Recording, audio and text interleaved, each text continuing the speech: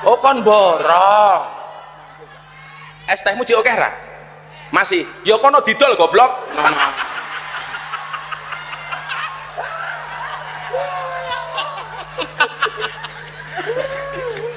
Dolen dhisik, engko larong payu wis takdir. Jadi ana cerita tasawuf niku, ana bakul es karo bakul bakso niku jejer. Sing bakul es niku ndonga, ya Allah muga-muga hawane panas. Soale lak panas ngombe es rasane seger. Sing bakul bakso ndonga, ya Allah Gusti muga-muga udan adem. Soale adem-adem biasanya mangan bakso rasane enak. Kira-kira umpama dina niku adem. Berarti dongane bakul es niku kira-kira diijabah napa mboten? Tetep wae diijabah dalam bentuk yang lain. Ese ra payu tapi awake sehat. Mulih ndelah bojone meteng. Niku lak ya nikmat. Kok ditinggal bakul es kok meteng? Kan banyak terjadi di mana-mana.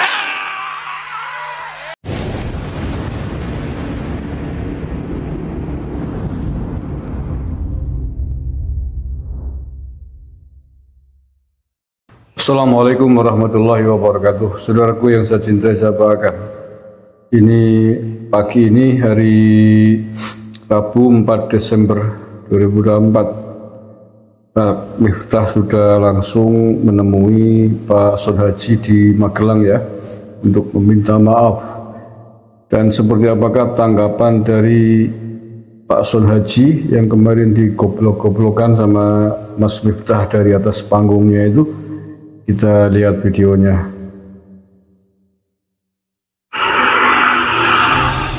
Itu ya, rombongan mobilnya Mas Miftah sampai di halamannya rumahnya Pak Son Haji di Magelang. Ya, Mas Miftahnya kan utusan khusus presiden, jadi dikawal oleh pasukan aparat pengamanan dari kepresidenan. Atau siapakah sekelas kayak semacam Mas Pampres itu apa bukan? Itu videonya. Saling berpelukan antara Mas Miftah dan Mas Son Haji.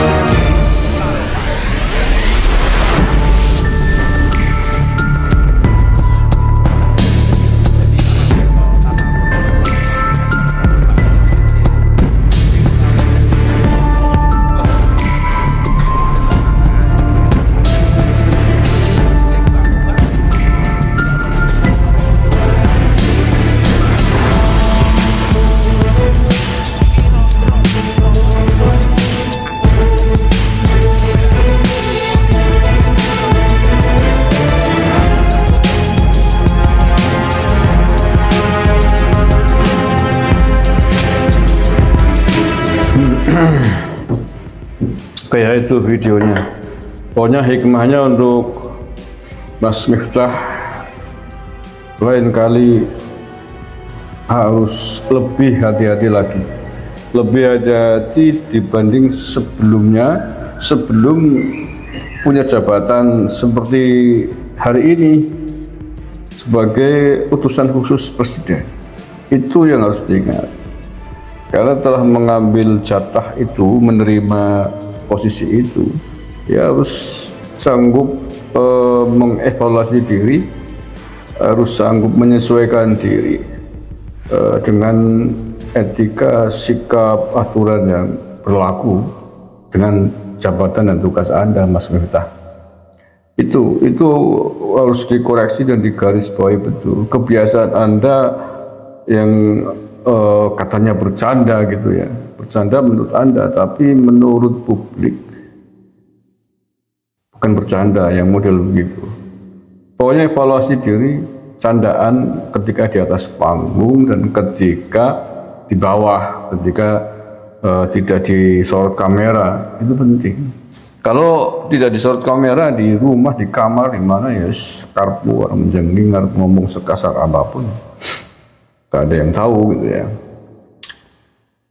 Tapi ketika di atas mimbar, di atas panggung, Anda mempertaruhkan dua jabatan, jabatan sebagai seorang mubalik dan sebagai seorang pejabat negara, apalagi sekelas utusan presiden. Orang akan melihat, loh utusan presiden aja begitu akhlaknya, maka akan menjadi stempel moral lah, berarti kita boleh begitu. Ya, utusan presiden juga begitu, pejabat tinggi negara juga begitu kan. Seperti itu akhirnya. Kemudian dari sisi pendakwah, mubalik, wah ini lebih serius lagi urusannya, bukan hanya persoalan dunia akhirat, bukan hanya persoalan dunia, tapi juga persoalan akhirat. Di persoalan dunia Anda sebagai public figure diikuti oleh banyak orang, apapun yang Anda lakukan akan dijadikan alat, akan dijadikan stempel untuk melegalisir perilaku gitu loh. Oh boleh tuh guru saya, senior saya, panutan saya juga begitu, ngomong goblok-goblok di atas panggung. Ya berarti saya ngomong goblok-goblok seenaknya di depan publik dimanapun juga boleh. Anak-anak ABG, anak-anak yang belum mengenal akan menilai seperti itu, Mas, gitu ya. Jadi hati-hati banget ini untuk orang-orang yang menjadi public figure yang diikuti banyak orang. Nah, makanya mengapa ini diperbincangkan, dijadikan bulan-bulan, diomong banyak orang. Jadi trending topik sedawan-dawan sejak semalam sampai pagi ini di Twitter ya, juga di grup-grup WhatsApp, hampir tidak ada yang tidak membicarakan ini. Grup WhatsApp saya mungkin dari 50 lebih itu, hampir tidak ada yang tidak membicarakan video viralnya Mas Miftah pada saat mengisi pengajian Magelang bersolawat kalau tidak salah. Semuanya menghujat dan membuli, menyayangkan Mas Miftah dengan sikapnya yang aduhai itu. Ya itulah konsekuensi dari public figure. Kalau yang ngomong orang biasa mungkin ya, kayak saya mungkin nggak terlalu berpengaruh seperti itu. Paling di circle saya gitu. Tapi kalau yang ngomong public figure, PDWS ekstra hati-hati, apalagi di dalam dirinya ada stempel presiden, ada stempel utusan khusus presiden, stempel negara lah ya. Jadi kalau tercoreng begitu,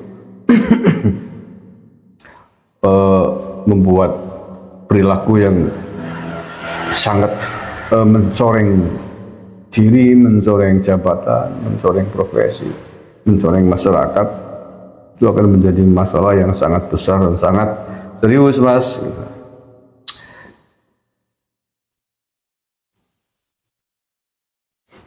Seperti yang saya sampaikan di video sebelum ini, Pak Sun Haji itu pasti memaafkan. Ya, dari video yang tadi tampak jelas sekali, bahkan mungkin haru gitu ya.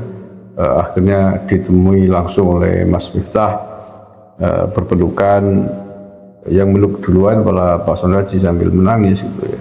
Pastilah, ya itulah ketulusan orang-orang desa. Tapi ketulusan orang desa itu kemudian jangan kita jadikan ajang permainan. Karena doanya orang-orang desa, orang-orang terzolimi, orang-orang yang gak punya itu jauh lebih mandi.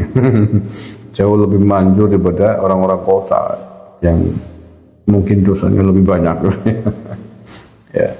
Ya, dari cerita latar belakangnya Pak Sun Haji kan dia kecelakaan dulu, pernah menjadi tukang kayu, kecelakaan sehingga tidak mampu lagi untuk menjalankan aktivitas itu dan kemudian memutuskan menjadi penjual es teh. untuk membiayai istri dan 2 orang anaknya yang masih sekolah. Bayangin, jual es teh berapa untungnya? Kemarin saja dia bilang hanya dapat uang 10.000 tuh waktu pulang dari acaranya Mas Miftah itu yang dibully itu. 10.000, coba bayangin, hujan-hujan capek-capek begitu. Paling banter kalau banyak ya mungkin 50.000 untungnya, laku semua. Bayangin pulang sambil membayangkan dia digoblok-goblokin oleh Mas Miftah, dilihat, disaksikan oleh ribuan orang, ya dia berdiri sendiri, pasti sakitnya luar biasa. Oke, mudah-mudahan menjadi berkah buat kita semua, menjadi pelajaran mahal bagi Mas Miftah, dan tentu saja orang yang terzolimi itu doanya manjur kalau kemudian dikasih berkah. Hari ini banyak rezeki dari donasi-donasi yang beredar, saya lihat, alhamdulillah buat Pak Sodaji, mudah-mudahan menjadi bekal untuk meningkatkan taraf hidup ekonomi besok-besok ya, sehingga tidak perlu terlalu rekasa lagi. Tapi saya tidak sepakat kalau itu dikatakan berkah Mas Miftah, bukan. Ya, bukan berkah Mas Miftah, tapi berkah dizolimi orang.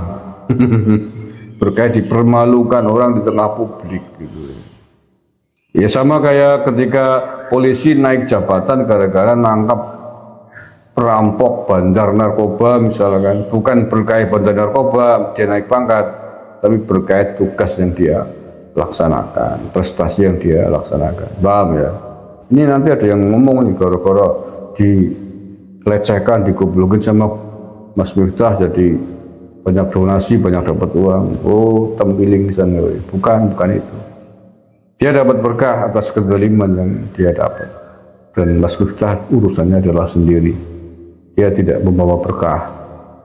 Dia punya urusan sendiri dengan Sang Pencipta. Dengan Mas Sunadi kalau sudah dimaafkan ya sudah selesai. Ya, bedakan ya. Jangan bilang itu berkah Mas Miftah. Jangan. Nggak benar begitu. Tapi berkahnya kesengsaraan capek yang dikerjakan oleh Pak Sodaji, hujan-hujanan, dilecehkan, kemudian didoakan oleh banyak sekali orang atas peristiwa itu, itulah berkahnya. Terima kasih. Assalamualaikum warahmatullahi wabarakatuh.